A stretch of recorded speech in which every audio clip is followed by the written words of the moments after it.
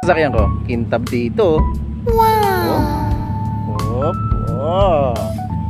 Kintab. Guting dito. Tchireng. Walang kakintab-kintab eh. Pero dito, oh, kintab.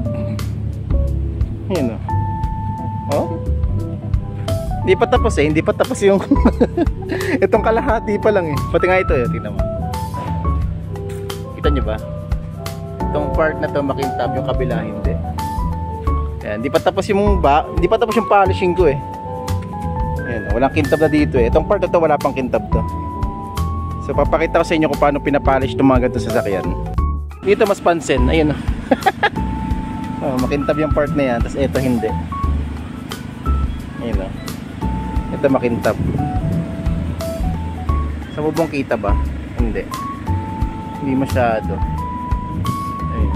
Itong part na to makintab. Ito hindi.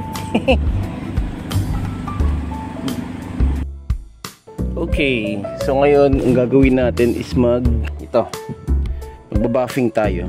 So may dalawa akong gamit. First is etong timeless muna, yung rubbing compound. Kung napapansin nyo naman is hindi ganun kaganda. Ito part to ng part ng sa plate. Okay, kasi hindi ko na buff to eh. Okay, so ang gagawin lang natin is ito, maglalagay lang tayo ng konting. Ito yung wool buff ang ginagamit ko pag magbabuff kasi bagong pintura. Ayan, so kuha lang tayo ng konti. Ayan, siguro okay na yan. Yan pa, ang dami. Yan, okay na yung part na yan. Okay, ganyan lang. Then ayun, so kabit na natin dun sa ito part na to is parang velcro. Ayun, so kinabit ko yan. Yan, okay. Tapos ito yung gagamitin sa polishing.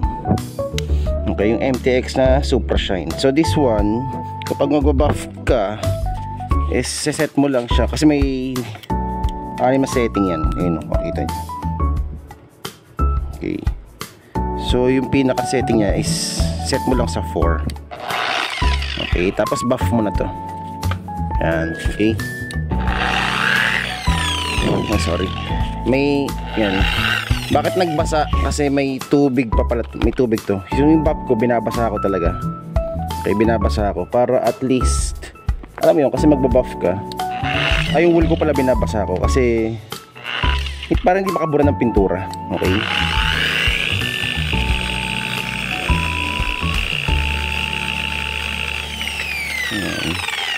patalsikin muna natin yung tubig. So kayong okay na, wala ng tubig, so pwede natin i-buff. Ayan.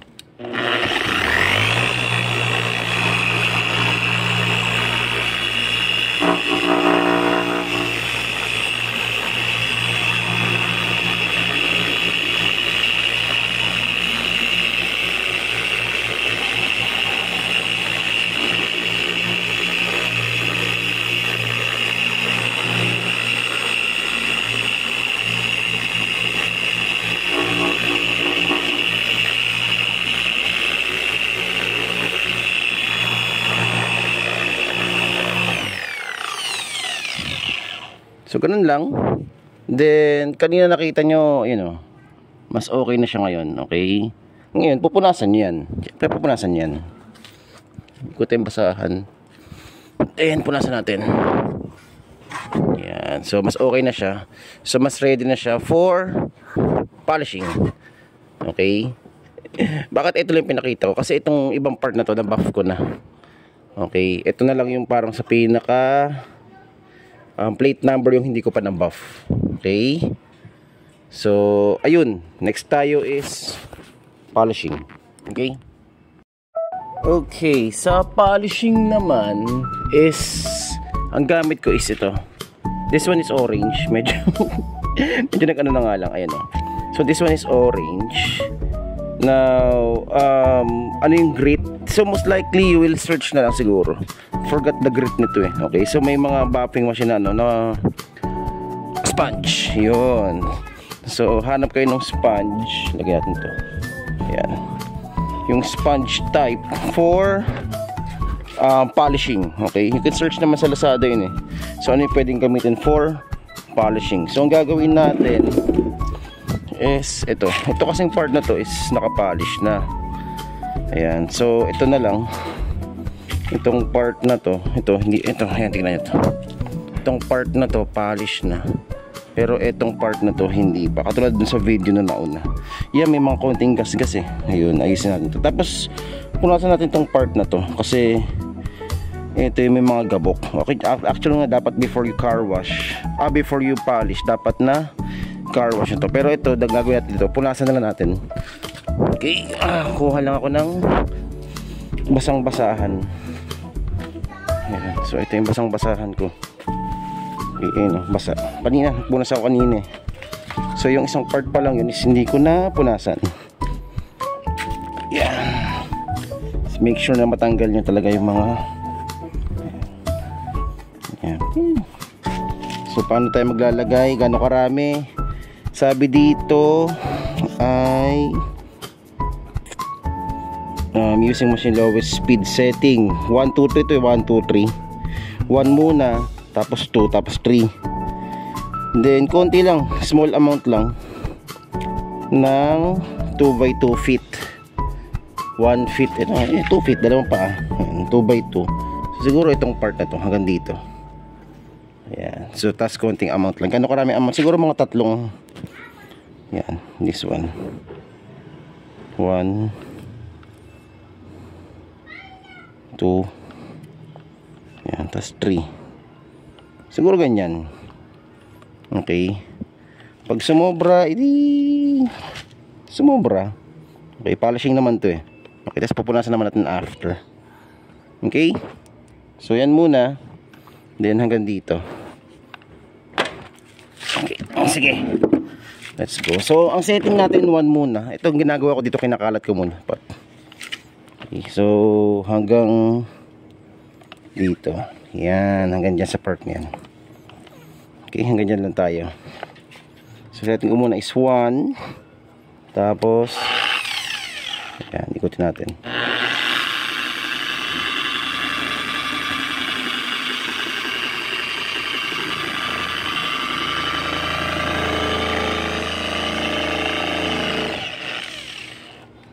That's one setting, okay?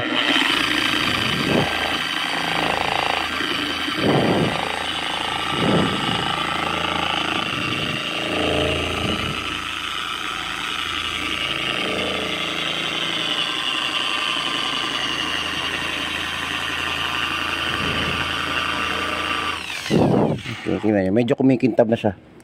Mamaya pupunasan natin yung mga sobra. Yung mga sobra-sobra pupunasan natin yan. Okay? Yan. This is DIY ha. Hindi ako expert nito. Gusto ko lang ipakita sa inyo. Yan. Kung ano maging epekto kapag nag-DIY ka. Ayan.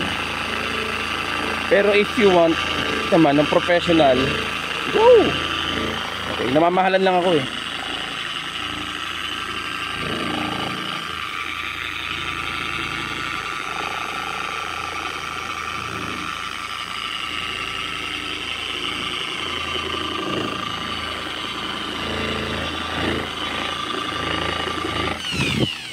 Okay, so ayan, this is number 1. Okay, so next setting natin number 2. Okay, so binuksan ko yung ano. Okay, sige, let's go. Then setting is 1. Tapos igun lang.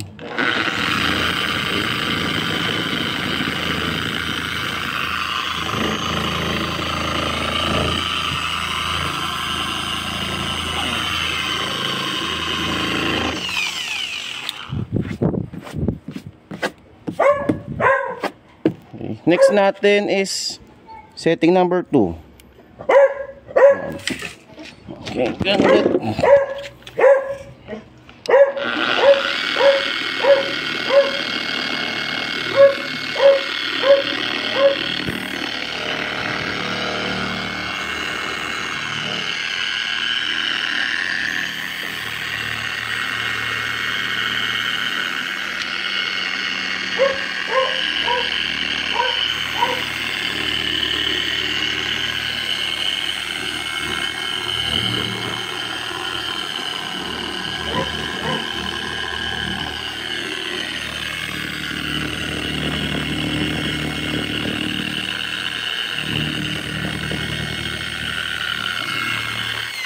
Yan, tingnan nyo.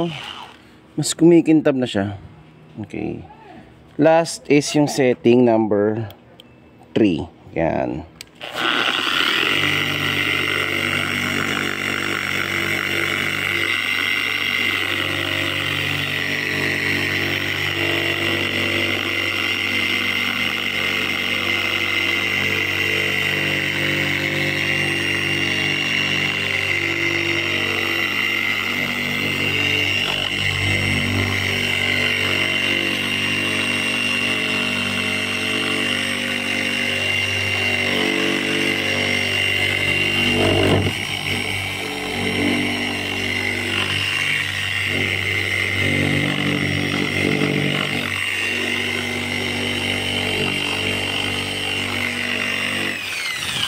Okay, so ngayon, tingnan nyo, mas makintab na siya ngayon.